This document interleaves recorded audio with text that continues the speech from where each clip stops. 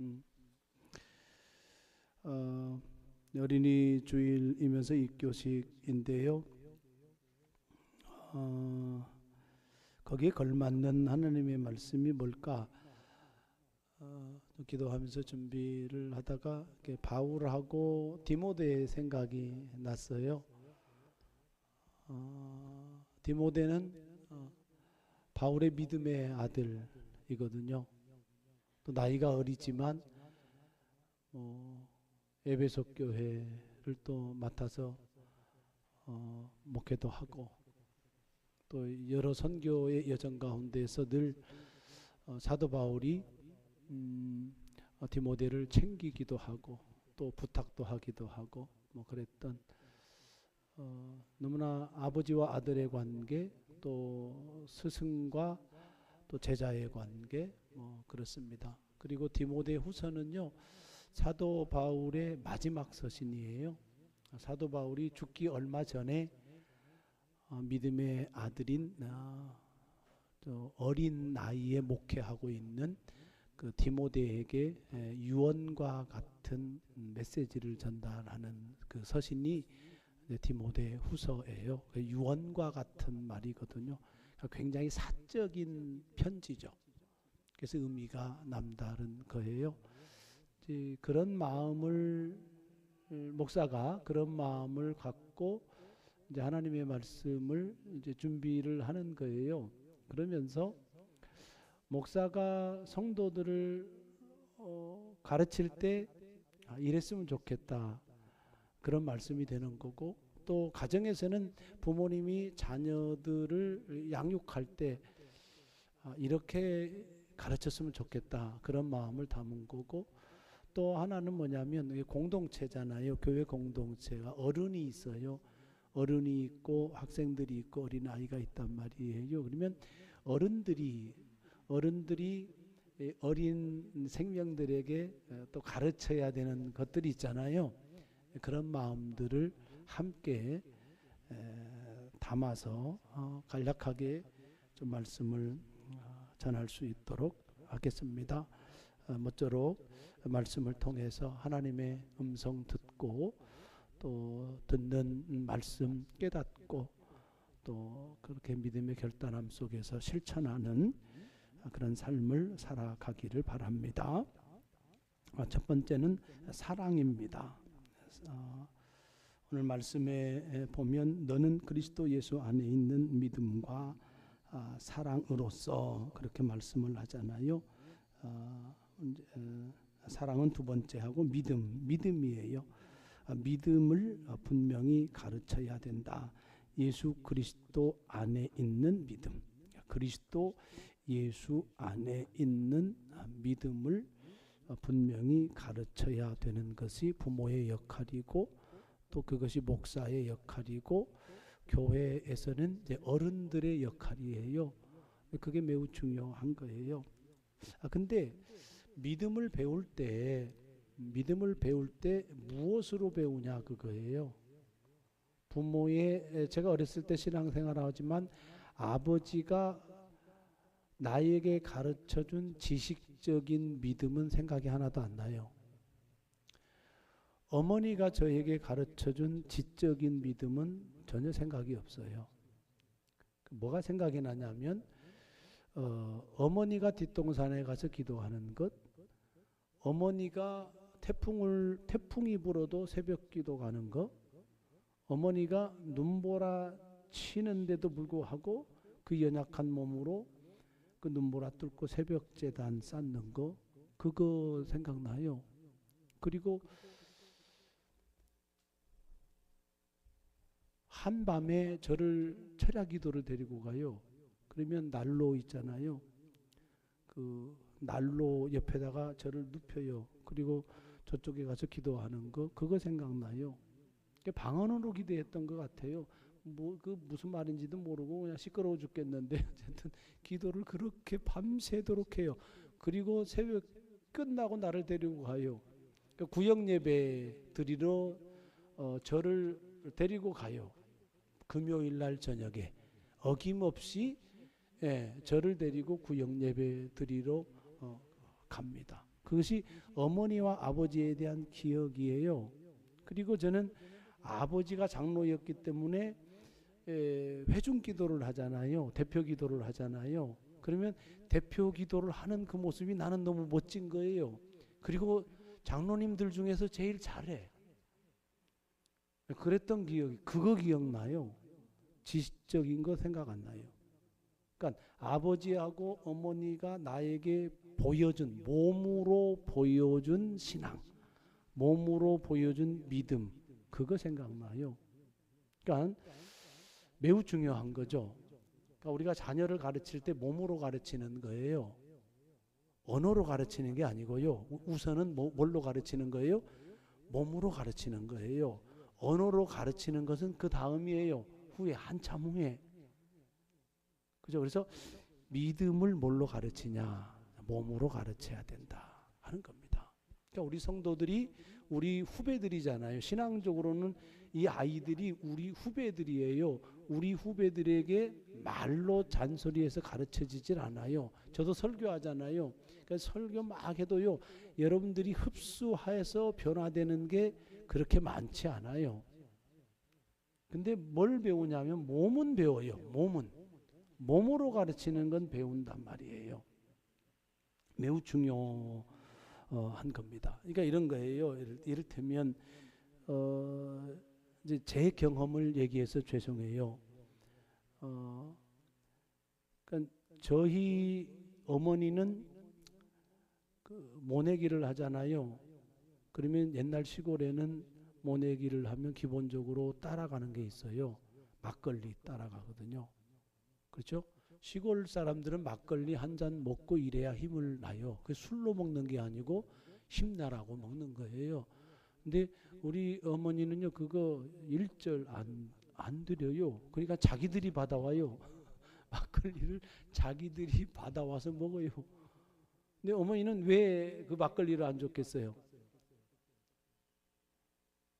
그 믿음의 행위가 아니다라고 생각을 한 거예요. 그런 거예요. 그러니까 우리 자녀들이 술을 먹겠어요, 안 먹겠어요?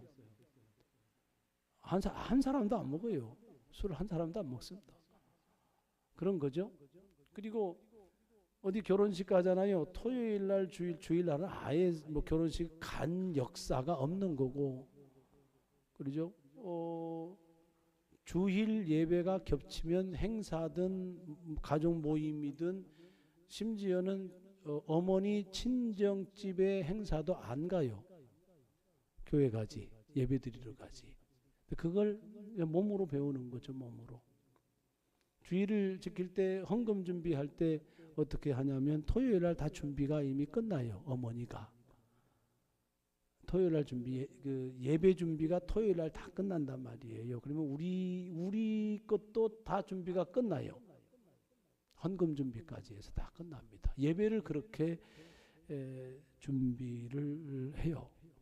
그러니까 그런 겁니다. 몸으로 보여줘야 될 게 너무나 많은데 믿음을 몸으로 보여라라고 했을 때 금방 얘기했었던 예배 생활하는 것을 몸으로 보여줘라. 그죠? 그거 중요하고 또 하나는 뭐냐면 가장 이게 중요해요.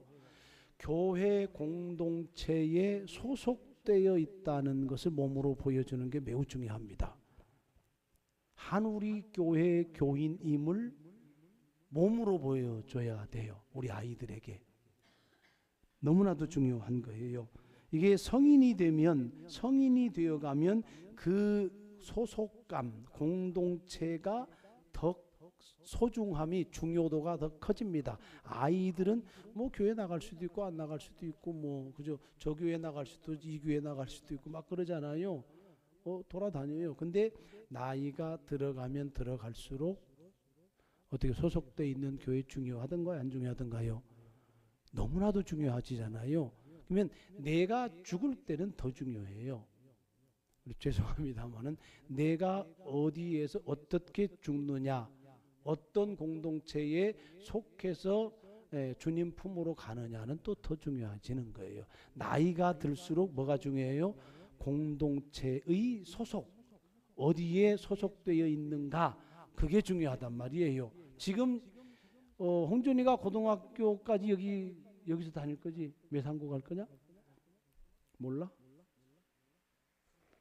순고로 갈 거니? 순고가 전통적인. 어쨌든 고등학교 때까지는 여기 있잖아요. 대학교 외지로 갈래? 순천에 남을래? 광주로 갈래? 대학교 광주. 이 광주로 가도 헷갈리는 거라. 매 주마다 우리 교회 와서 예배 드릴래? 광주에서 예배 드릴래? 예진이는 저 대전 중부에서 매주 여기 왔어. 대전까지 2시간 걸리니? 대전까지만. 그리고 거기에서 1시간 더 들어가. 그래도 매주마다 왔어. 광주는 1시간 거리니까 당연히 와야지. 그렇지. 그게 뭐 소속감이라는 거야. 너 홍준이는 광주 갈래? 서울 갈래? 나 서울 갈 것 같아. 이러고. 그럼 서울 가면은 너의 신앙 공동체는 바뀌잖아. 변하잖아. 그 소속된 교회가 매우 중요한 거라고. 그럼 서울로 갈 때는 누가 소개하겠어? 교회를. 나한테 체크를 받아야지. 그치? 그래야 안전하지. 건강한 교회 내가 소개할 거 아니냐고. 왜 중요한? 소속되어져 있는 교회 공동체가 너무나도 중요하기 때문에 그런 거야. 그것이. 그래서 그걸 잘 가르쳐 줘야 된다 하는 거예요. 어느 공동체에 소속되어 있는가. 소속되어 있다라고 했을 때는 뭐가 생기냐면요. 주인 정신이에요. 주인 의식, 주인 정신. 뭔 소리인지 알겠어요? 주인 정신은 뭐가 따르냐면 책임 정신이 따라요. 주인 정신과 책임은 같이 가는 거예요. 이거 믿음 생활에서 너무 중요한 거예요. 그걸 잘 가르쳐야 돼요. 자, 두 번째 13절에 뭘 지킬 수 있도록 사랑을 가르쳐야 되는 거예요. 사랑할 수 있도록. 그러니까 복음을 예수 그리스도의 복음을 깊게 우리가 이해하고 뭐 하다 보면 결국은 사랑으로 귀결이 돼요. 그렇죠? 약간 그 사랑에 대한 해석이 필요하지만 좀 더 정확하게 이야기하면 거룩으로 귀결이 돼요. 거룩. 하나님의 거룩. 하나님의 거룩 안에는 두 가지의 기둥이 있어요. 하나가 뭐냐면 의로움이에요. 정의. 다른 하나가 뭐냐면 사랑이에요. 알겠죠? 뭘 가르쳐야 돼요? 사실은 거룩을 가르쳐야 돼요. 이 땅에서 어떻게 거룩하게 살 것인가? 가정에서 내가 어떻게 거룩한 생활할 것인가? 직장에서 내가 어떻게 거룩한 생활할 것인가? 대학 생활에서 내가 어떻게 거룩한 생활할 것인가? 고등학교 들어가면 내가 어떻게 거룩한 생활할 것인가? 친구 관계에서 내가 거룩한 생활을 어떻게 할 것인가? 이것이 신앙생활이에요. 전부예요. 그게 신앙생활의 전부. 하나님을 한마디로 이야기하면 거룩이에요. 신앙생활을 한마디로 하면 뭐냐면 거룩이에요. 두 단어라고 하면은 의와 사랑이에요. 거룩의 다른 표현은 의로움과 사랑이에요. 이것은 무엇을 반영하냐면 하나님의 성품을 반영하고 있는 거예요. 뭘 가르쳐야 돼요? 거룩을 가르쳐야 돼요. 의로움을 가르쳐야 돼요. 그 다음에 뭘 가르쳐야 돼? 사랑을 가르쳐야 돼요. 사랑을 가르쳐야 돼요. 내게 쉽지가 않잖아요. 제가 그 가장 사랑하는 목사님을 지난주에 떠나보냈잖아요. 그러니까 지금도 제가 아침이면 눈물이 그냥 자동으로 나요. 교회 사무실에 앉잖아요. 그러면 눈물이 그냥 자동으로 나요. 오늘 아침에도 잠시 뭡니까? 아침 내가 먹는 거 있거든요. 그 먹는데 먹기 전에 그냥 자동으로 눈물이 맺혀요. 그 정도로 저와 그분은 떨어질 이렇게 보낼 관계가 아니거든요. 35년 지기이면서 형 같은 분이고, 예, 가족 같은 분이고 나한테는 그러거든요. 결혼할 때 얼마나 친하냐면요, 결혼할 때요 그 신혼집 찾아가요. 제가 몇 시에 찾아가겠어요? 저녁 먹으러 가요. 불러요. 저녁 먹으러 가요. 그럼 놀아요. 밤 10시면 아무리 늦어도 밤 10시면 나와야 되잖아. 신혼이니까. 몇 시에 나오는 줄 알아요? 새벽 2시. 뭐 하는 줄 알아요? 영화 봐요. TV. 그때는 난 TV도 없었어요. 집에. 영화 딱 봐요. 사모님 침대에 사모님 눕고, 가운데에 그 목사님 눕고, 이쪽에 나 눕고, 그렇게 해서 새벽 2시까지 TV 보고 있어요. 한 번은 언제까지 했냐면 그분들 새벽 예배 갈 때까지 그러고 있는 거예요. 그 정도로 친해요. 근데 저는 그분을 굉장히 존경해요. 왜 존경하는 줄 알아요? 그분은 퍼줘요.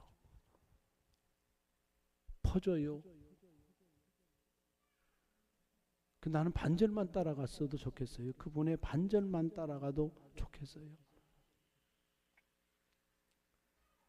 있는 거 없는 거 다 퍼줍니다. 아내가 건강검진 하는데 순천에서 하면은 한 2-3달 걸리잖아요. 기다리려면. 그러니까 전주에다가 예약을 해놓을 거니까 와 그래요. 그래서 갔어요. 위내시경, 대장내시경 하러. 근데 거기다 건강검진 추가해가지고 비용을 본인이 다 계산해버려요. 잠 재워주지, 비용 계산하지, 거기 있을 때 밥 다 사주지. 절대로 내 카드 못 쓰게 해요.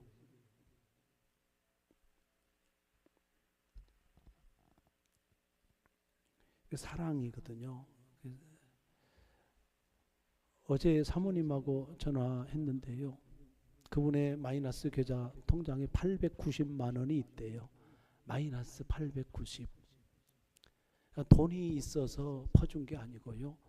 마이너스 지출하면서 그렇게 퍼주는 인생을 사는 거예요. 나는 장례식에 그렇게 교인들이 마지막 화장하고요, 그 납골 안치할 때까지 그 많은 교인들이 현장을 떠나지 않고 거기 지켜 있는 장례식은 처음 봤어요.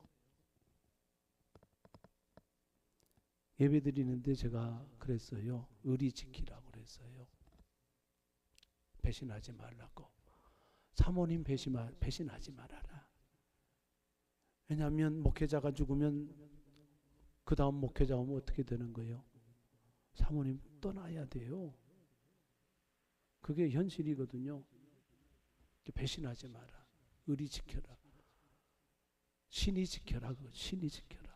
인간적인 언어 같지만, 그러나 그 관계를 보면 그분들 안에, 그 교인들 안에 이 목사님은 영원한 목사님이에요.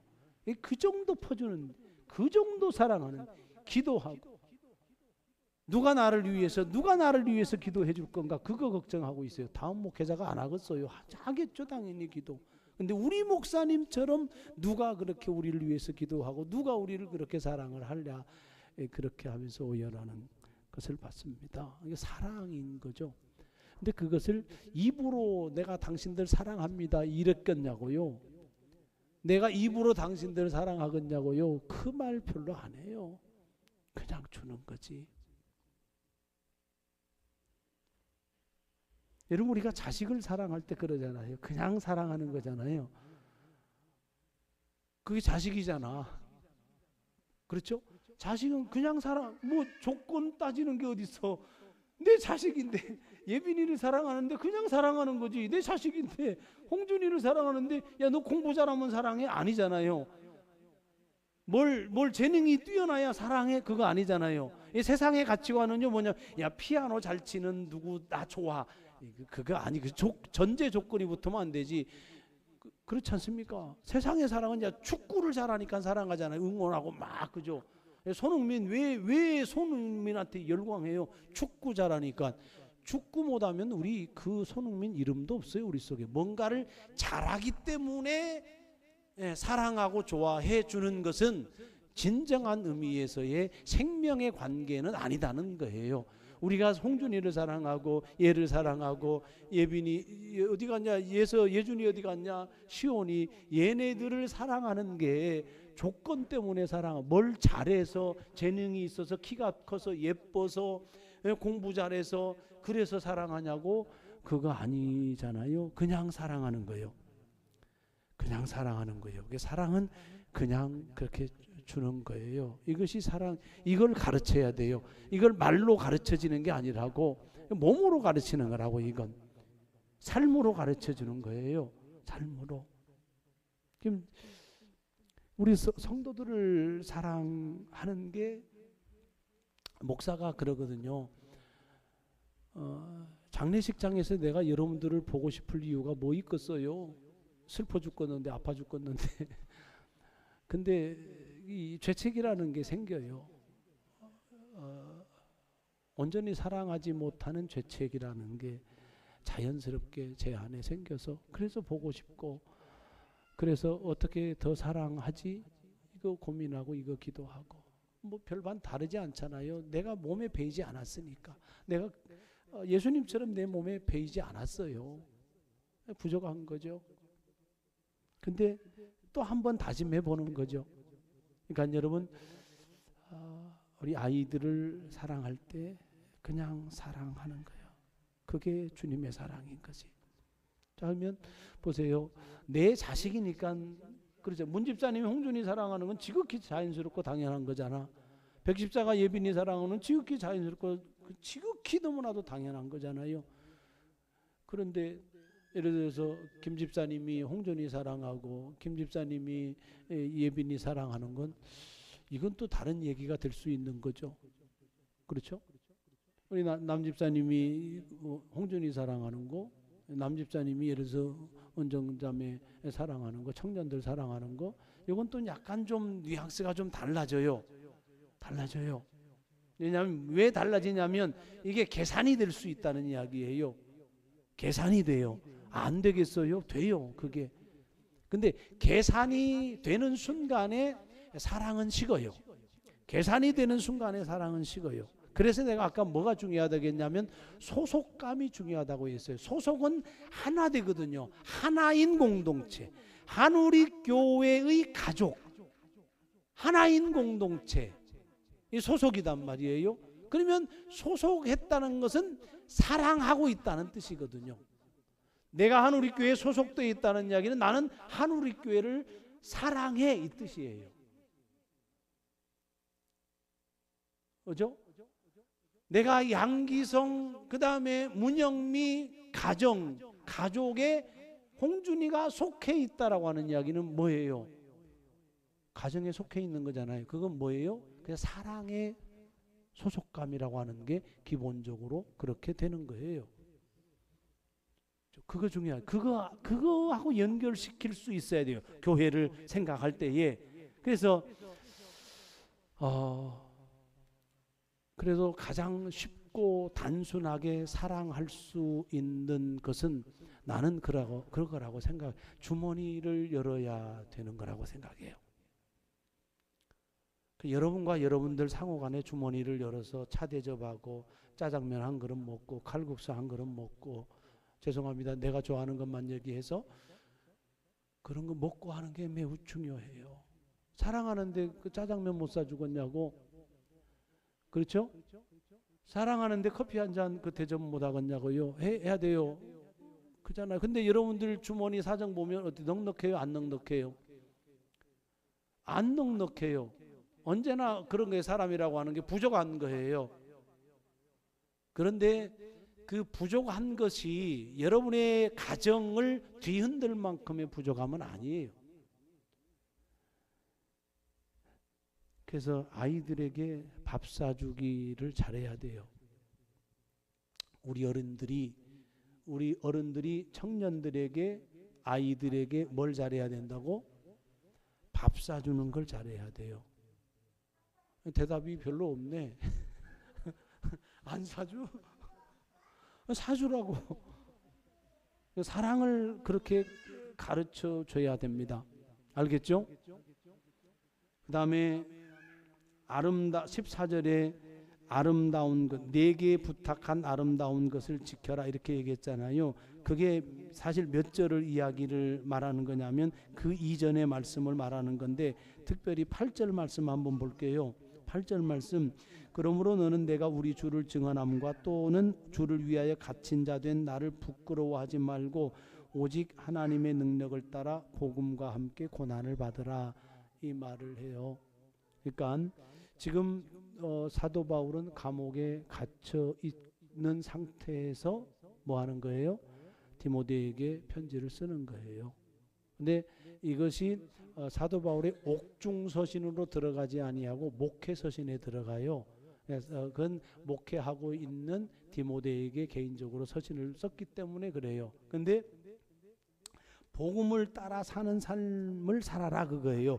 네 고난이 있어도 분명히 복음을 증언하면서 살아가면 고난이 뒤따를 것인데, 그럼에도 불구하고 그 고난을 받으면서도 뭐예요? 하나님의 능력을 따라 복음의 삶을 살아라, 그런 이야기예요.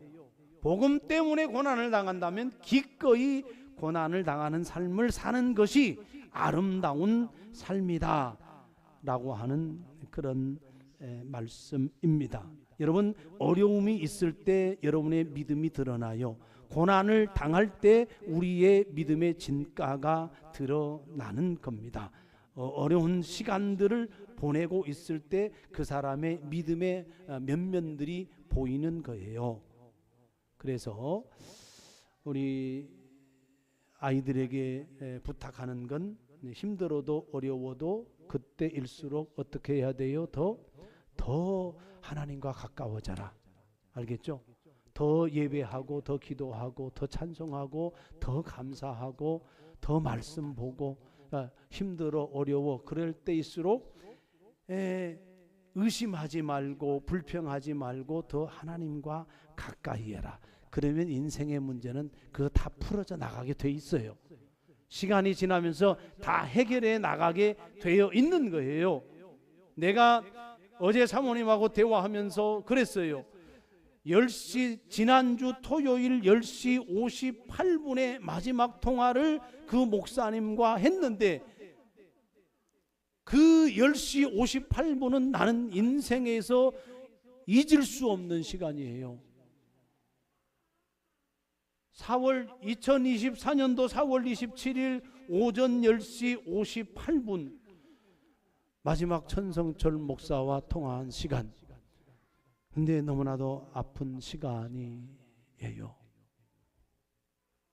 그 사모님과 대화하면서 같이 울자. 근데 시간이 지나면 치유가 될 것이다, 이걸 알아요.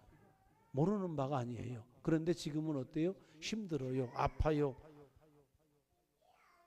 이때에 힘들고 아프다고 해서 내가 하나님을 향하여서 원망한다고 한다면 그건 아닌 거지. 하나님의 뜻을 내가 모르지만 왜 젊은 나이에 목사님을 데려갔지? 내가 하나님의 뜻을 알 수가 없어요. 그러나 하나님, 나는 모릅니다. 나는 모릅니다.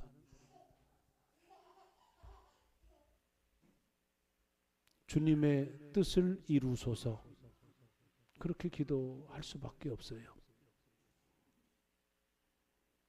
나는 모르지만 죽음에 대해서, 삶에 대해서 내가 어떻게 해석할 수도 없지만, 그러나 분명히 하나님은 살아 계신 거고 또 하나님의 어떤 뜻은 있는 것이고, 다만 하나님 지금 여기에 있는 우리를 하나님 우리와 함께 하시고 우리를 위로하시고 이 장래의 과정에 있어서 하나님의 영광만 드러나게 하고, 그리고 장래에 하나님 덕이 있게 하여 주옵소서.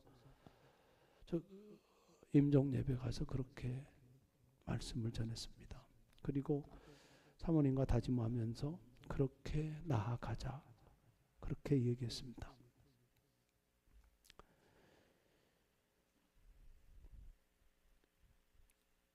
어려운 순간순간이 올 수밖에 없지만 그때 더 하나님을 찾는 우리 모두가 되었으면 좋겠다 싶습니다. 오늘 사적인 이야기를 좀 많이 하게 됩니다. 마지막으로 하나만 더 신앙생활에 있어서 중요한 것 말씀드리고 말씀을 맺을 수 있도록 하겠습니다. 우리 예빈이, 홍준이 잘 들어야 돼요. 또 여러분들은 이미 알고 있는 이야기일 수 있어요. 그러나 다시 한번 되새겨 들어야 될 게 있습니다. 여러분, 신앙생활하면서 가장 중요한 핵심적인 위치에 있는 사람이 있어요. 여러분에게 있어서. 그 누구냐면 목사예요. 또 말할 필요가 없죠, 그죠? 목사가 여러분들 신앙생활에 있어서 실질적으로는 가장 중요해요. 그렇지 않습니까? 우리가 신앙생활 수십 년 해보지만 목사 때문에 시험 들고 목사 때문에 또 기뻐하기도 하고, 그죠? 목사 때문에 울기도 하고 목사 때문에 웃기도 하고 막 그래요. 그러니까 신앙생활하면서요, 교회 생활하면서 목사하고의 관계가 너무나도 중요해요. 우리 아들이 이사를 어제 했는데요. 얼마 전부터 고민하는 게 하나 있어요. 이제 이사를 하면 또 교회도 옮길 수 있는 거잖아요. 교회를 옮겨야 되는데 그걸 참 고민을 많이 해요. 근데 그런 고민하는 중에 그 교회 담임 목사님이 어디가 아프셔서 한참 동안을 예배 출석을 못했어요. 근데 그냥 나한테 농담 겸해서 하는, 목사님이 안 계시니까 아이 편한데 이참에 옮길까? 농담으로도 그런 말 하지 말아라. 내가 그랬어요. 그래서 신중해야 된다. 목사님이 안 계시면 너가 이사를 하든 뭐 하든 그때 교회 옮기면 안 되는 거야. 안 되는 거야.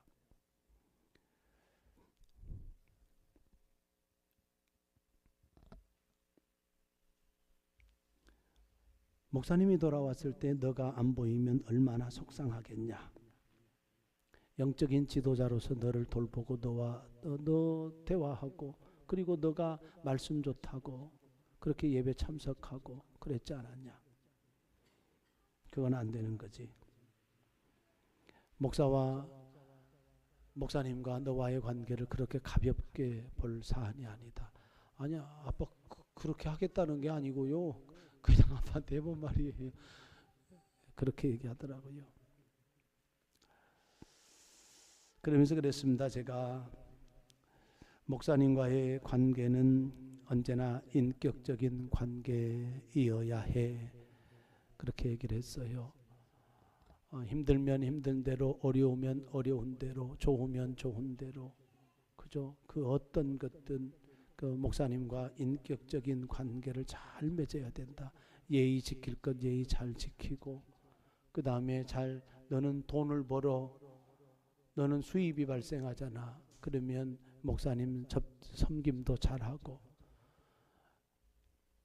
그런 걸 가르치고 싶은 거죠. 그러니까 여러분과 저와의 관계가 인격적이어야 돼요. 그건 저의 책임도 있고 또 여러분 책임도 있고 그래요. 그래서 서로 인격적인 관계가 되도록 어떻게 해야 돼요? 그걸 만들어 가야 되는 거죠, 우리가. 그죠? 예, 그게 굉장히 중요해요. 그것이 신앙생활에서 제가 생각할 때는 성도 입장에서 가장 중요한 기본이 아니겠는가, 그런 생각을 그냥 목사 입장에서 한번 해보는 거예요. 근데 이게 틀리지 않을 것 같아요. 틀리지 않을 것 같아요. 그래서 홍준아, 예빈아, 잘 들어라. 누구와의 관계가 중요하다고? 그 목사님과의, 어디 가든 너희들이 성장해서 어디 가든 그 목사님과의 관계가 중요한 거야. 그래서 이단이 아니면 웬만하면 순종하는 법을 배워야 돼. 알겠지? 그렇게 해야 돼.